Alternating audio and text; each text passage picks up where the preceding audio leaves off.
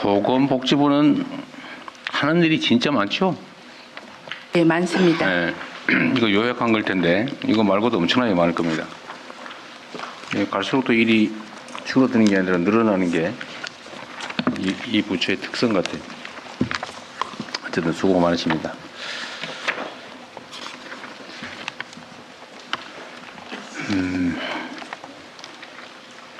어쨌든 관심 있는 부분 몇 가지 좀 물어볼게요. 뭐 있는 것 같긴 한데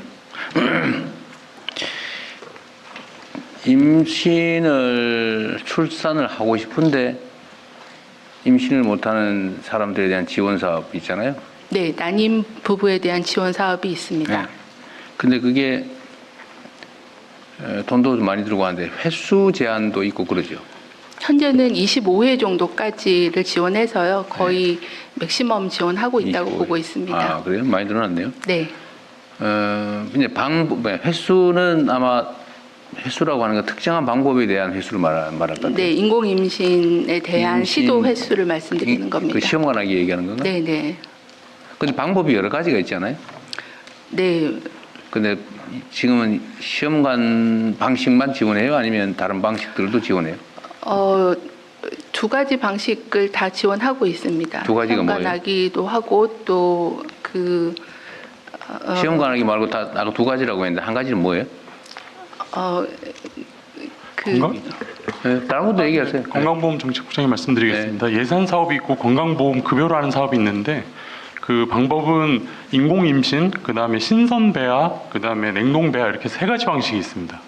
근데 그 가격 이 차이가 많죠. 시술비 차이가. 그렇습니다. 근데 그 시술비가 차이가 있음에도 똑같이 25회까지 허용을 하는 거예요? 아니면? 아닙니다. 그 횟수별로 그 행위별로 횟수가 좀 다 제한이 되어 있는데 다만 신선배아하고 냉동배아의 경우는 그 환자 상황에 따라서 그 횟수를 합해서 필요한 경우 신선배아 쪽으로 횟수를 같이 이용할 수 있도록 되어 있습니다.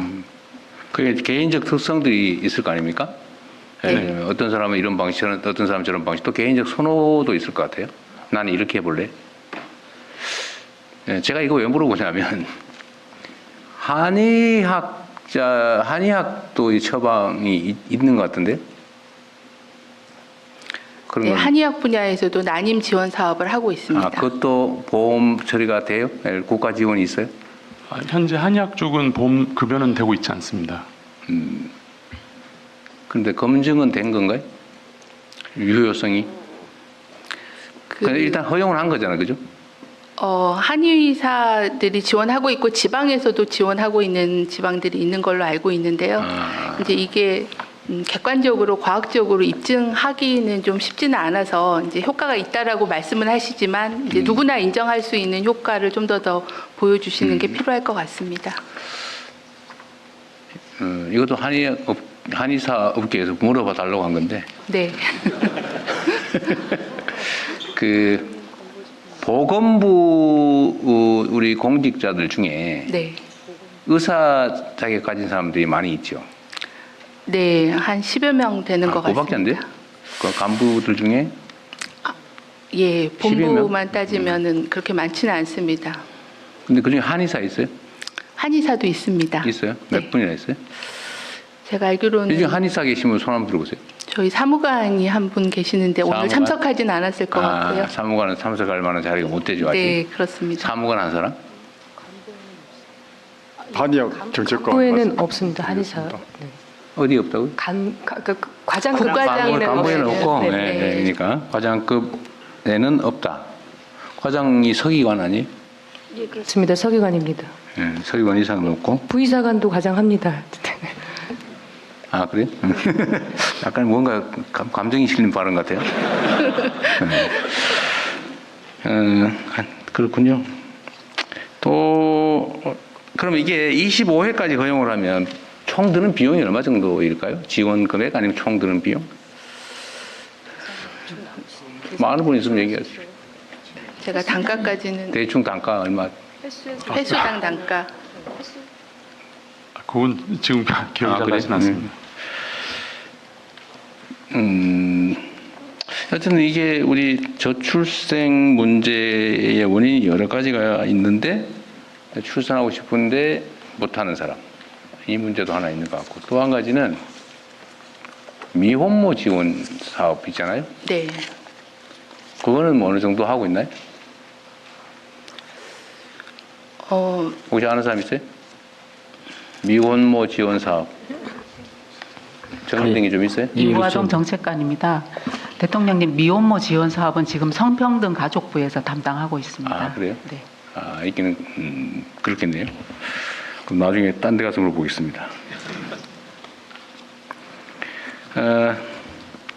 예, 또 하나 이런 의료보험 관련된 문제, 이런 문제 있는데 그 의료보험료 지출이 젊을 때는 별로 안 하고 나이 들어서 많이 내고 그것도 사망 직전에 뭐 엄청나게 지출된다고 하잖아요. 네. 거의 뭐 마지막 순간에 임종 순간에 한 90%, 70%, 90%? 뭐 그렇게 얘기하는 경우도 있던데. 어쨌든 임종 순간에 엄청나게 지출되죠. 나이가 들어서 많이 내고. 그래서 젊은 사람들이 나 보험료만 내거나 혜택도 못 받는데 억울하다 이런 생각하는 사람도 있는 것 같아요. 그것도 꽤 물론 이게 보험의 원리상 젊을 때 많이 내고 나이 들어서 필요할 때 쓰고 하는 게 보험의 원리이긴 한데 네. 어쨌든 당장은 그런 생각이 드는 경우도 있을 수 있겠어요. 그래서 하는 얘기인데 제가 전에 이번 말고 저번 대선에 나올 때인데 탈모약 지원을 해주겠다고 공약한 일이 있거든요. 근데 이번에는 제가 안 했어요. 그래도 저한테 왜 약속해놓고 안 지키냐 그래서 내가 저번에는 했지만 이번 약속하지 않았다 이렇게 말하기 어려워서 안 해. 그러고 넘어가고 있는데 이 탈모도 병의 일부 아니냐. 그래서 젊은이들이 많이 쓴다고 하더라고요. 그거 혹시 검토해 보셨어요? 지금 이제 아마 의학적 이유로 생기는 탈모는 의료보험, 건강보험에서 원형 탈모 같은 건 치료를 지원을 하고 있는데요. 이제 약간 유전적인 요인으로 생기는 그런 탈모의 경우에는 이제 의학적인 치료하고는 연관성이 떨어지기 때문에 건보급여는 하고 있지는 않은데 비급여 진료에 탈모나 여드름이나 비만 치료제가 좀 많이 쓰이고 있는 거는 사실입니다. 유전적이지 질병이라고 할 수 없고 유전적 요인에 의해서 생긴 속된 말로 대머리니까 안 해준다가 원리인 것 같군요. 그러면 유전병은 그것도 유전이 의한 건데 이걸 병이라고 할 거냐 아니냐의 개념 정리에 관한 문제 아닌가요? 그러니까 어떤 논리적 증상이 문제는 있거나, 아닌 것 같아요. 예, 증상이 있거나 뭐 생명에 영향을 주는 그런 질환이 아니라고 보기 때문에 이제 급여를 하지는 않고 있는 거고요. 이제 약간 미용적인 이유는 다른 부분도 건강보험 급여를 안 하고 있는 근데 상황입니다. 이거 옛날에는 이걸 미용이라고 봤는데 요새는 생존의 문제로 받아들이는 것 같은데요? 네, 그런 경향이 있습니다. 이거는 한번 예를 들어 비용이 얼마나 드는지 그러다 뭐 무한대로 해주는 게 만약에 재정적으로 너무 부담이 된다면 횟수 제한을 하든지 총액 제한을 하든지 이렇게라도 나도 보험료 내는데 나도 혜택 좀 보자 이런 생각하는 걸 한번 검토를 한번 해보시면 좋겠어요. 그리고 이게 지금 상당히 많이 대중화된 모양인데 이걸 의료보험용으로 지정을 하면 약가가 내려간다면서요. 아무래도 이제 급여로 관리하게 되면은 비용 통제가 비급여보다는 할 수는 있는 뭐 그런 거까지 상황입니다. 포함해서 한번 검토 한번 해주세요. 네, 알겠습니다. 요새 비만도 마찬가지인데 비만 치료는 보험 안 되죠.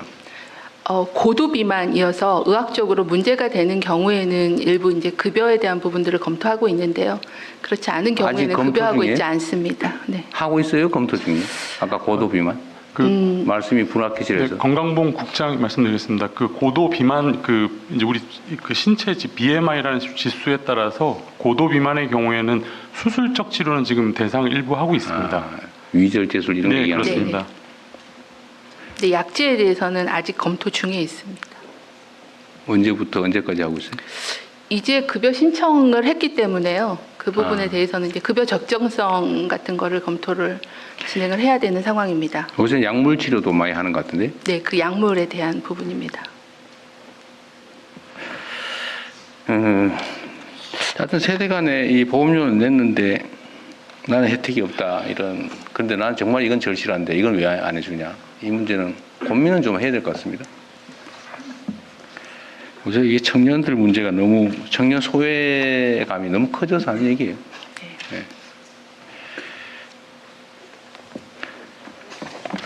그리고 자살 예방 사업도 있던데 아까 보니까 그 총리님이 총괄하시는 거죠? 이제 복지부에도 이 사업이 있군요. 민간 단체에도 이런 사업이 있더라고. 뭐 아까 보니 여기 오늘 있더라고요. 예. 일단 한번 보겠습니다. 그럼. 그 다음에 그냥 드림 사업은 지금 내년부터 하는 건가요? 올해 12월부터 시범 사업을 시범 도입을 사업하고. 해서 한 68개 정도는 운영을 하고 있는 상황입니다. 어쨌든 이 그냥 드림 사업은 제가 지시해서 시작한 사업이긴 한데 네, 그렇습니다. 지금 대한민국 정도의 경제력을 갖춘 나라에서 먹을 게 없어서 가족들하고 먹고 살기 어려워서 끌어안고 자살했다 이런 소리 아직도 나오잖아요. 네, 무슨 뭐 배우든가 배우 지망생이든가가 굶어 죽었다. 그리고 뭐 배고파가지고 계란 한 판 훔쳤다가 징역 1년 뭐 받았다 뭐 이런 거 있잖아요. 저는 이게 우리나라 사회에서 아직도 그런 얘기가 나온다는 게 이해가 아직 안 됩니다. 결국 시스템의 부재 아니냐. 네, 그 얼마 된다고. 그 사람을 이 계란 한 판 훔쳐가지고 잡혀가지고 경찰서 유치장에 갇혀 있다가 수사를 받고 재판을 받고 감옥을 보내가지고 징역 살리고 이 비용이 얼마나 많습니까, 그죠? 네, 사회적 비용이 큽니다. 네, 엄청나죠. 그래서 이 그냥 배고프면은 아무나 와서 가져가라. 제가 그걸 경기도에서 한번 해보니까 그때 마구 비난이 쏟아졌는데 아마 오늘도 막 비난할 거예요. 와서 막 쓸어가면 어떡하냐. 도덕적 해이를 유발한다. 돈 있고 먹고 살만한 사람이 와서 막 가져가면 어떡할래? 막 그런 비난 있잖아요. 걱정. 근데 실제로 그런 거 벌어지지 않았습니다. 그리고 뭐 2만 원어치가 상한인데 그거 가지러 오려고 그 창피를 무릅쓰고 오겠어요. 우리나라 국민들의 수준을.